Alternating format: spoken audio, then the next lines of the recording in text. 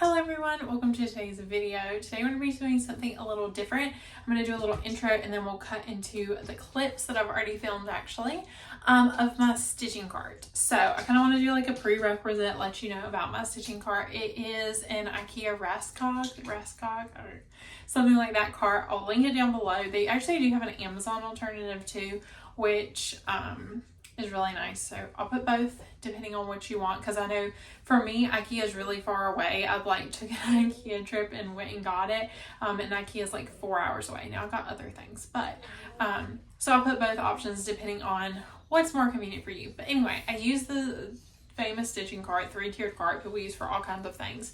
I love that it's magnetic. I love that it has tiers, so I can kind of like put categories within that. Also for me, I don't have a ton of storage for my stitching space. We are going to a rental house, and we basically have a 2-bedroom, a living room in the kitchen. So there's no designated room to put my stitching stuff in, which is the ultimate goal eventually. But for now I don't have that. So I needed something compact to store what I have and to be able to grow a little bit. So you can see, probably can't grow too much unless I'm like stitching like crazy. But yeah, so that is my prerequisite. I'm going to go ahead and cut to the footage now of me showing you all 3 tiers of my stitching cart and any organization I use within it, which is really the key to maximizing your space. Alright, so now that you watched the intro, I'm going to kind of show you an overview. So this is the top part, which is a little bit more random. We have the middle part, which has a lot of containers and things in it, because I feel like containers are very helpful to organize and kind of compartmentalize what you have. So it has a bag and then 3 containers, and then the bottom, I'm just gonna move you down just a little bit. So there's floss in there, and then there's some other stuff under and on top of there as well. So shelf number 1 is the most random, so let's go ahead and get into it. Have some extra bags. These are like, you know, when you order floss online and it comes in like bags like this. I just save those Ziploc bags because sometimes I use them for things. So I have those on top. Under that, this is kind of my like random craft supplies. So this is my hot glue gun. I got some tape. I use that a lot to tape the edges of my projects. A mini hot glue gun, a little measuring tape, my rotary cutter, some glue dots, like I said, a bunch of randomness, some extra needles. That's a 24. I think these are just like, no, these are actually 26. They're cross stitch needles. Okay. It's the Hobby Lobby brand. I really like those. We have some little pins for finishing. I like to use those. Some T-pins for finishing if you're going to take them back out. Some random buttons that I found on clearance at Michael's that I just thought were nice. Again, would be good for finishing. A hole punch. I have this little bead kit. It has a bead line mat in there, which is in this little container, and I use that when I'm beading. I have a pair of little embroidery scissors, some scotch tape. I use that when I'm bobbinating. Some more glue dots. It looks like maybe they're just the same ones. Some sticky notes, some notebook sticky notes. I love those. If I'm doing a color conversion in the project, I will normally write what the color conversion is on that with like the symbols. Some E6000, some baker's twine, whiteout. A little bit left over from my beadline mat I cut up, and that has like the protective paper over it so it won't get messed up. Some needles from Hobby Lobby that has size 24 needles in it, so I put a little label in the back so I can easily know. Yeah, so that's what's in there. So I'm going to put all this back and then we will continue. Over here I have a notebook, which this is my Flosstube notebook, so I'll put anything in here that's related to Flosstube. So like when I am planning a video, this is an old video, I'll put the whips and any details about them, so I have that easily accessible. I have a little spring tension hoop. That one is from Hobby Lobby. I have a meal planning notebook, my iPad, my Kindle's in there, another notebook. This one came from the Kitten Stitcher, a little ruler. Next is a Q-snap. That is like a knockoff Q-snap. I have a gold, some of you might appreciate this. It's a gold foil notebook with pink edging. I got that from Target like forever ago, but it's so pretty. I have my Bible. Oh, forgot to put those needles back. And then I have this, which is a stitching case that I'm gonna make for Halloween. This is gonna be a Halloween one. And I have inside of here all the things that I'm gonna use to make it. Everything I have, so some needles, tape measure, highlighter, seam ripper, and then some pretty things under there, scissors, needle minders, and finger clips. I do still have to get fabric for that, and then I'm gonna work on making that. All right, I turned you around to this side so you can see what's over here a little bit better. I have a pencil sharpener right here, some wax seal beads. I like to use this for wrapping gifts. This is some labels. I'll show you what I use that for when we get down to the bottom layer. This is just a pencil pouch of highlighters, pens, pencils, my Apple pencil in there, some Aleene's tacking glue, some extra screen protectors for my phone, and then some hot glue gun sticks. So that's the very random one. And then the other two are strictly cross stitch. So let's go ahead and get into the next one. And we are now on shelf number 2. So at the top, this is where I use this label. So this is a very large bag. I believe it's an A3, I believe. Maybe it's an A6. It's either A3 or A6, whichever one's like really large. And in here I keep my skeins of flosses that are not bobbinated. So I'm going to pull this out and kind of show you how I keep them. So what I do is I take the labels and I put them on the front of this bag, which is an A4 bag. And I'll write what skeins are within that bag so I kind of know at a glance. I don't have to dig through all of them. And then what I'll do is just, if I get some new ones, I'll add it. If I, should be one in here somewhere. Yeah, you can see, I'll just cross it out if I pull them out. And so I can easily know it's in here, and they're separated by numbers. So we have 800s, 700s, 600s, 500s, 400s in order so it's easier, 300s, and 200s. Then I'll go ahead and pull out this side as well and show that to you. So this side has 3,800, 37, 36, and 3,000, 33, and 900 in there. And then also within this, I just have one of those Ziploc bags that floss comes in from all my fancy flosses that are not currently in projects, because most of them are. I don't tend to buy fancy flosses unless they're for a specific project. But DMC,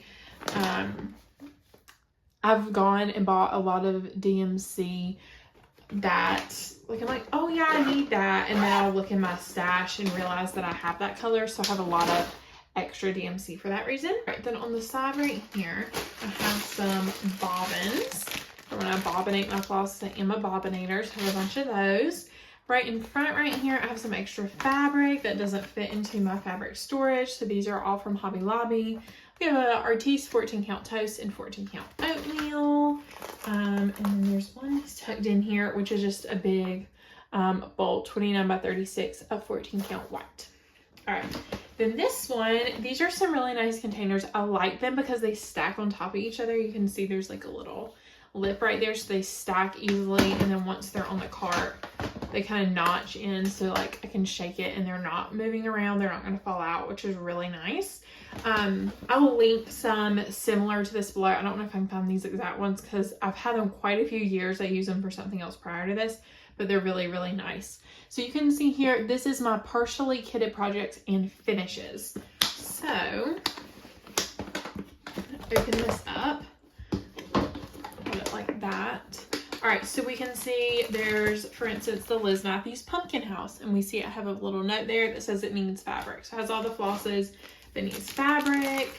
This one doesn't have any notes on it, but I know it's missing a couple flosses and fabric because I just went through my stash to pull out what I had. There's a bunch of those in there. Let's see, pull all those out.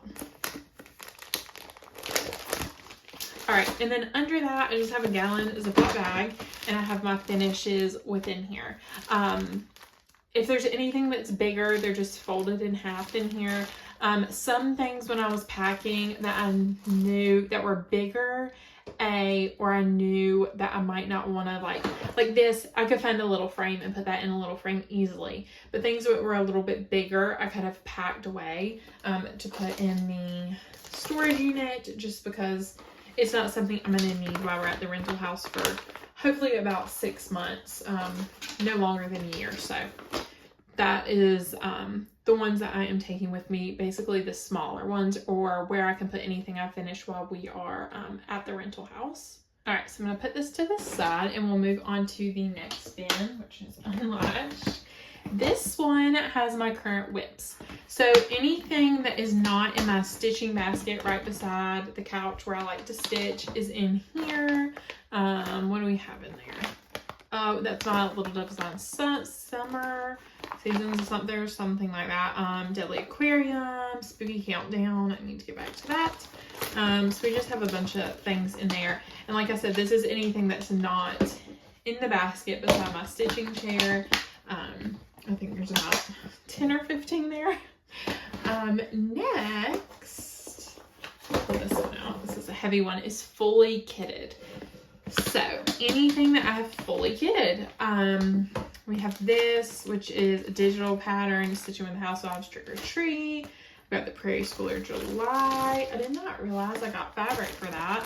I should have done that in July. It's July right now. I should start that. I have some Mill Hills, May Your Days Be Merry and Bright. That's from a magazine. That's another magazine. This is that Mallard duck pattern that I bought forever ago that I was really excited about. That I either need to start or unkit that. Black Cat Bakery, Iced Coffee Cafe, by Country Cottage Needleworks. Some different things in here. At the bottom, actually, let me show you this. I bought this when I first started stitching.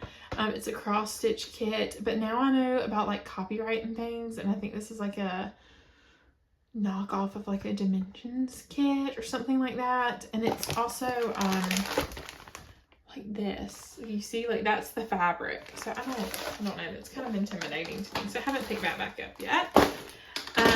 Under that, I just keep some sticky board. So I have new sticky board at the top, and then there's like little pieces of sticky board under that that I might need for smaller projects. So I keep that there. All right, I'm gonna put everything back on this one, and then we'll move down to the bottom shelf. So let's get onto the last shelf. So first, I have this container. This is an old tackle fishing box, and I used to use this to hold like just regular floss.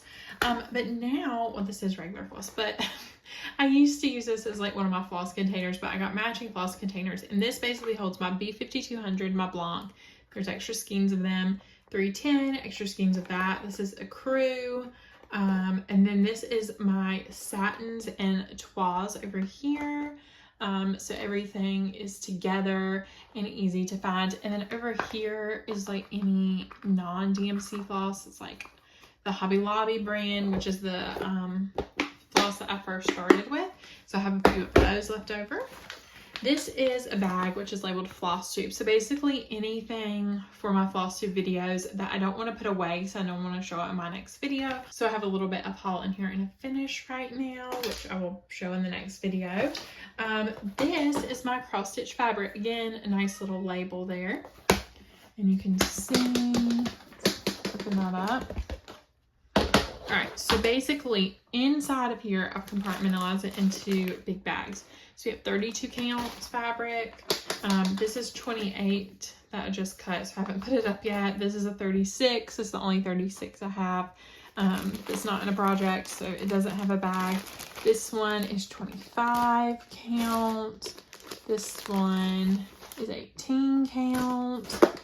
This is 16 count. And then the bottom is all 14 count. So yeah, that is all my fabric. I'm either gonna have to use up a lot of this fabric or stop buying more, because this bin is getting pretty full and hard to close. All right, I'm just gonna move that to the side. I'll fix it later. All right, so the bottom is my floss and my patterns. So here is the first floss box. This has 900s, 3000s, 3300s, 3700s. Let me open that and show you. So I just put labels on it, and they're all bobbinated within here. I do not have a full set. I feel like I'm pretty close to a full set, but I don't have a full set yet. This is 5, 6, 7, 8. So there's those. This one, which I have a few stickers on, is 0 to 99, 1 to 230, 300s and 400s. And the reason why I put 230, so I would know where my 2s ended. So there's that one. These are cases. I bought these all from Amazon, so I'll link those below. And they're only $2.97 a piece, which I know you can get them at the craft store too, but it is convenient sometimes just to order them from Amazon, because I know for me, Hobby Lobby is about 30 minutes away from my house, so it's nice to be able to order them sometimes. This one is a little bit more random. It has my 3800s, couple the end of 37 and the start of 38, and then I have in here some Wonder Clips. I have some enamel pins. This is a cute little Buddy the Elf that have not been made into needle minders yet. I have these, which are the DMC Diamant. I'm not sure how you say that. I bought these on clearance at Hobby Lobby. They were like 50 cents a piece, so I went ahead and picked up the 4 colors they had on clearance, just because they're nice to have. You never know when you'll need them. Nice to get them on clearance when you do. These are all my needle minders that are not currently in projects, and they kind of all stick together due to the magnets. I have this, which is a little pocket knife, but it has a little pair of scissors on it that sometimes I'll use. And then I have some Floss Fairy wands in pink. So that's the last one of those. Under that, I have an extra manila envelope. And then I have, grab this. Oh, here we go. Love my label maker, as you can see. But this has all my patterns that are not kitted, partially kitted, digital patterns. So these I don't want to show you because it just has the pattern. I do tend to de-stash once I collect 3 or 4 that I've finished. Like that one I've finished. That's a new one I've gotten. Garden Sass in there. That's one I've finished. Berry Bakery. Christmas Goodies. The Eevee Sampler. This one should go in partially kitted actually because it has fabric. Let me tell you what that is in case you're curious. 32 count tarnish, Belfast. But that, I don't want to open it and show you the pattern, but this should go in partially kitted. I might do that after this video. We have the Eliza and Dodge 1829. Just sticking to another one. Praise Tool, 12 Days of Christmas, last 4 of those. Frosted Pumpkins, Tree Lucky, and then this is one that I've already finished. All right, there we go. So that is Cup of Christmas Cheer. That is all the patterns that, like I said, are not current whips, partially kitted, fully kitted, or PDF downloads as well. And then I have some more. You may remember from one of my Flosstube videos of the mini charts that I ordered from Cup of Corner. These are the ones that I'm going to do for a giveaway eventually.